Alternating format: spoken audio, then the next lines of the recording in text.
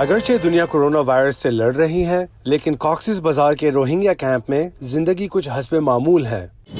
Camp میں مقیم تقریباً 10 لاکھ روہنگیا افراد کے لیے معلومات کا بہترین ذریعہ کہیں سنی باتیں ہیں، اور کورونا وائرس کے پھیلنے کی خبر آہستہ آہستہ کیمپ کے رہائشیوں میں پھیل رہی ہے۔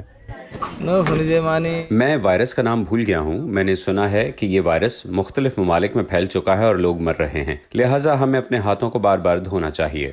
باضابطہ اعلان یا مناسب معلومات مہیا نہ ہونے کے سبب یہاں لوگ بے بنیاد اندازے قائم کیے بیٹھے ہیں۔ میں نے سنا ہے کہ اگر کسی کو وائرس ہو جاتا ہے تو اس کے ہاتھ پاؤں معذور ہو جائیں گے، اور اگر کسی کے منہ میں متاثرہ تھوک کا قطرہ چلا جائے تو متاثرہ شخص کتے کی طرح بھونکنا شروع کر دیتا ہے۔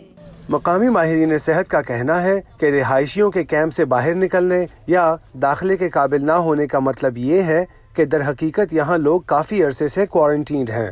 حکام کیمپ میں آنے والوں پر کھڑی نظر رکھ رہے ہیں۔ ادھر بھی تو جانا بے خبر ہونے سے بعض اوقات روہنگیا کیمپ کے اندر غلط افواہیں پھیل سکتی ہیں۔ ہم کیمپ میں کچھ تعلیم یافتہ روہنگیا کے ذریعے شعور اجاگر کر رہے ہیں۔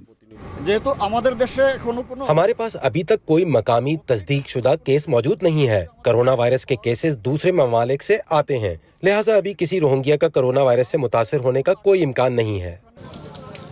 حکام امدادی کارکنوں سے بھی اس وائرس سے بچاؤ کے لیے چوکس رہنے کی درخواست کر رہے ہیں۔